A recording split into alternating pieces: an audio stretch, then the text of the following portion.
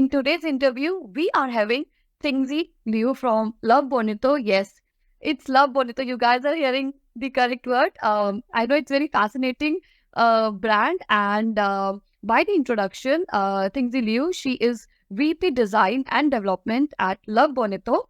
And she is a part of a leadership team and is responsible for shaping its female-centric product strategy and building its creative culture. Welcome, Tingzi, to our show. How are you doing today?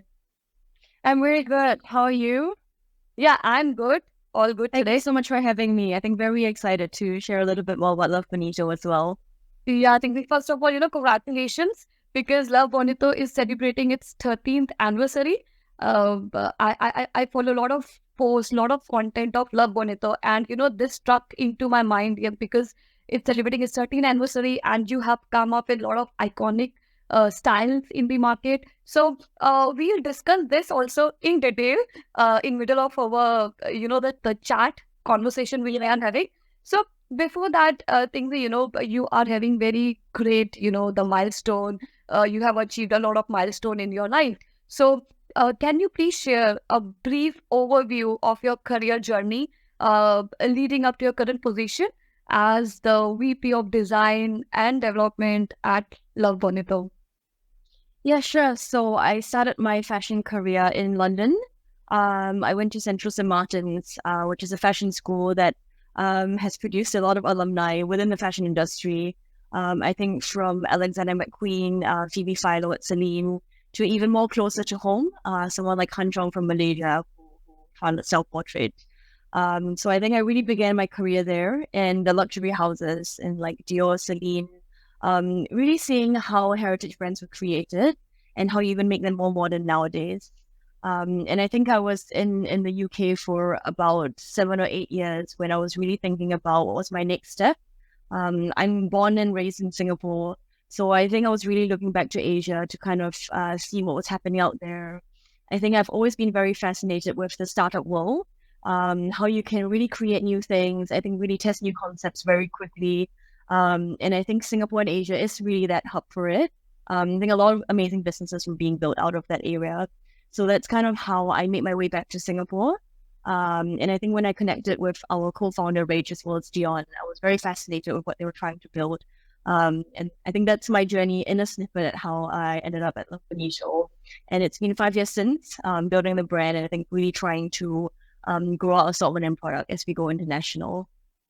Great. You just mentioned that you have done your designing in London, and this is your way, how you wanted your career to be. So, what was your experience like, designing for luxury fashion houses, and how has it influenced your work at Love Bonito? Yeah, I think very incredible. Maybe in a nutshell at the start, coming from a small city like Singapore, when I first stepped into the Dior atelier, I think in a very cheesy way, kind of like a dream come true, when you see that. But I think beyond it, one thing it really taught me was to be very comfortable and clear with the customer group they were serving. I think in luxury houses, take McQueen for example, they really got known for the skull design. And every season we try to innovate it, and they're really proud of it to have the iconic design code. And I think that's something that's so important, especially let's say for LB where we're entering a new market. Even though we've been around for 13 years, like you talked about, when we're going to a new country, you're almost seen as like a new brand. What is this about? People really want to know what you stand for. So being very clear, I think, of your design codes and being very clear what type of customer you serve. I think that was something that I really learned from the luxury brands. True, true, true. So, you just mentioned that you were working for the luxury brands and you aim for that. So, could you talk about your decision to bring your international experience back to Singapore and contribute to Love Bonito's mission? Yeah, I mean, I think I was in the UK for about 7 or 8 years. So I was really thinking about what was next and what was my next step. And in my last job at Erdem, which is an amazing embroidery house, I was traveling back and forth to Asia quite a bit, actually, to India, which is one of the best places. They have amazing embroidery ateliers. And actually, even though I think the Western world has had a lot of amazing brands and heritage brands, a big part of the manufacturing is still in Asia, and I think Southeast Asia specifically. So I think I was quite fascinated by that to start to think, okay, what is it back in Asia? How can you grow it here? And I was very motivated to bring kind of what I've learned into Singapore and to Asia. It wasn't Singapore specifically, I think, but just in Asia where all the manufacturing is, and kind of how you could blend these both worlds and build out something here. Yeah, amazing, amazing. Because you know what you feel like the place you have started, you have studied, you have grown, you have to come back and you have to give back to the society. I think you know what you were planning into your mind after staying 8 years in UK and coming back. Great. So, you know, we are talking about Love Bonitos, you know, how you have started and all thing.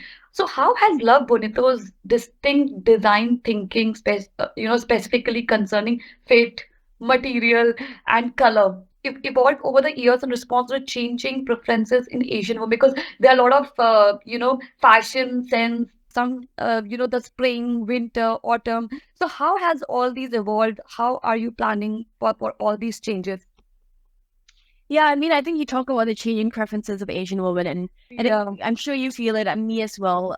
Over the past few years, what you like, it evolves with your lifestyle as well. And I think everyone talks about COVID, where was the first time you see people wanting more comfortable clothing. I think it's not just Asian women, but just in general with consumers. And I think now prices are rising. You have inflation, so I think you're caring a lot more about the value of what you get in your clothing. Like, okay, is it going to suit me? How much wear can I get out of it? So I think for Love Bonito, we've always talked about Asian fit. But I think over the years, we've really evolved it. So when we talk about Asian fit, it's not just like, oh, it's more petite, it's a bit shorter just because, you know, we are more petite. But we're really evolving to what we call empathetic fit. So it's not just like, okay, it's shorter, the proportions, but really how it feels when you wear it. So a concrete example, let's say like the inside of your garment. Usually for mass market, you just overlock it or you don't do a very clean finishing inside because nobody can see it, right? Who cares about the cost? But we're really trying to make it a cleaner finishing so that when you wear it, you feel a lot more comfortable and it sits on your skin a lot nicer.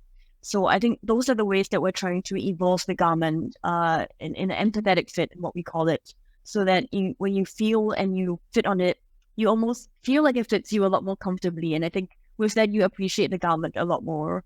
So I think just one example of how we're evolving our products and the development process here. Yeah, so since we are talking about the evolving design and all that, so I want to understand more because this is very interesting topic, you know, for everyone to understand. Can you share an instance where you had to innovate due to limitations in the design and development process? Yep, I think so for us being a mass market brand, so usually the constraints are around either cost or a timing of development. So I think cost is something we are quite conscious of because we also really want to create something that can be accessible for everyone. And it shouldn't burn a hole in your pocket or, you know, to get something that's of good value. So I think one instance was where we're innovating a camisole design, so a very small top. There's not much you can innovate around this, right? It's not like I can throw on a ribbon, I can put on a lot of features, but we were really trying to make it more comfortable. So I think how we approach it is breaking down the attributes that makes up the design. So the fabric, maybe like the actual silhouette.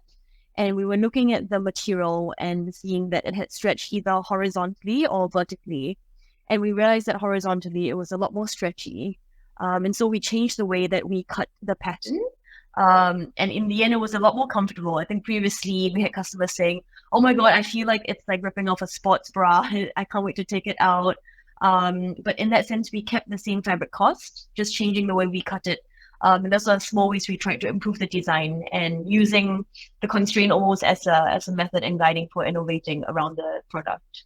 What, you know, after listening to you, I feel like it is like a art, you know, what you guys are doing because horizontally, vertically, this is, I can say, art and innovative, you know, and science, which you have to take care of it. So talking more about it, you know, I just mentioned that it is some art and science, you know, you take care of it. So could you share some insight into the design and development process at Love Bonito, particularly balance between, we just mentioned art and science? Yeah, I mean, it's exactly the mix of both, right? Because there was art, maybe we would just cut wildly onto the fabric. But I think a lot of people ask also with something like design that's quite intuitive. how do you balance both, especially for a commercial business that's growing so quickly? Yeah. I think a lot of parts definitely starts more on what people describe as the art side. So the intuition when we're thinking about what trends are out there, what kind of silhouettes you want to innovate. But then we usually use that to form a hypothesis, and almost approach it a bit like an experiment. And I think that's where the science comes in. So I think we have a hypothesis, let's say, I think women in Asia are getting a little bit more daring and we are kind of okay to show more skin. I think there is more trends coming this way. But then, so we take that hypothesis and create certain designs, but maybe try to make it more comfortable. And our hunch is, if we can make it more comfortable, more secure, actually, we will be okay with wearing it. So that's where we create some samples and prototypes and get it tested on real women in the office. I think ask them to wear about their daily life. And that's almost a bit more of testing an experiment. So it's a bit more of the scientific way to validate what we have in mind. And from there, I think we test, we tweak, we iterate before actually going into production. So I think in that sense, that's how we balance a little bit on both sides. True, true. So how you just mentioned that you create a sample of Asian women are into more, they want to show or not. So is there any survey you guys take any survey sample, or you just go through the industry and market how is it going? So how you come up with the design? This design is in the market or this is not. Like, crop tops are in or long tops are in, symmetrical is in, or so is there any survey of the samples you take? Yeah. I think exactly, and back to your previous question, mix of art and science. Yeah. I think we have designers going out to do market research. I think we naturally observe quite a bit. You see what women are wearing on the street. You see on social media, if you notice any types of garments or silhouettes that are becoming more popular. But then at the same time, I think we have a good data team and commercial team where we work very closely with them to predict certain demand, where if we have similar items, but we're tweaking a few features, that's where, we try to test, okay, how different is it? Is it something that's proven before? I think it's not just the silhouette, but also the color as well. What colors are actually more popular? So that's where we actually validate with the customer demand. I think we're very lucky. We have a very big community that we've grown over the 13 years, and they're actually very vocal. So sometimes if we even poll them on Instagram, and sometimes we actually call them in to do focus groups as well. That's where we can really get a bit of the demand to validate if they like it or not. Awesome, awesome. So, because I have just mentioned before the call, you are celebrating 13th anniversary, and you have come up with a lot of new concept, lot of new design. So, as you are celebrating 13th birthday with the best of best collection, could you share some of the key styles that have become synonymous with the brand? Yeah, I think if you're talking about synonymous with the brand, I can't leave out Pavara. So it's a pair of full-length pants. I think very flattering. She's quite tailored.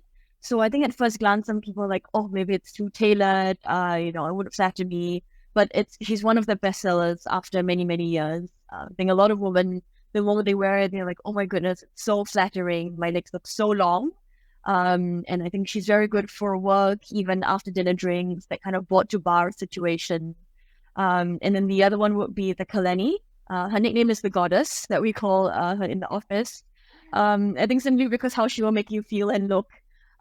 So she's actually quite of a plunge low cut front design, but because we've padded it and we put in some dart construction, so it sits very close to the body and you don't feel like you're going to flash someone or be very self-conscious.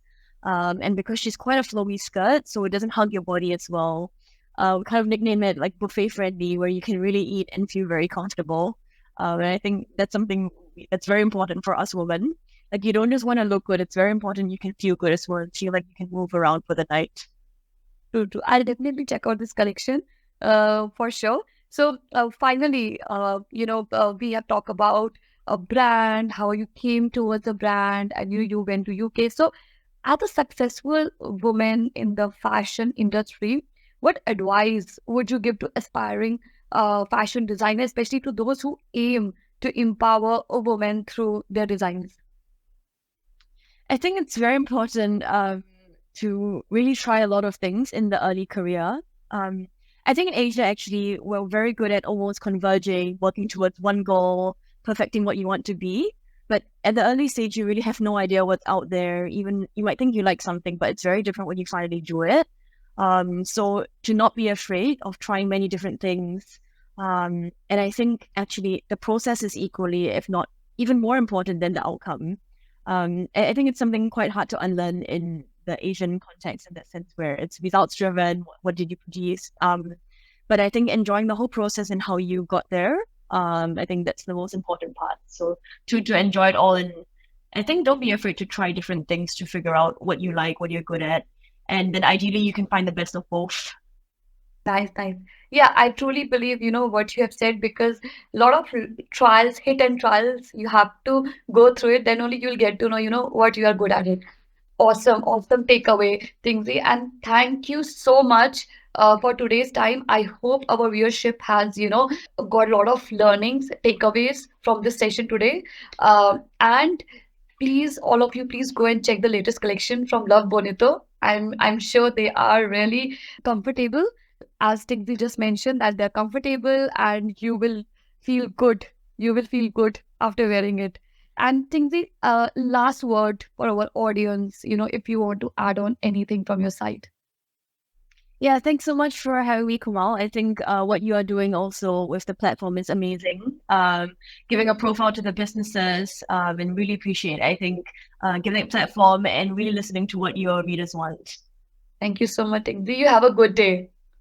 You too.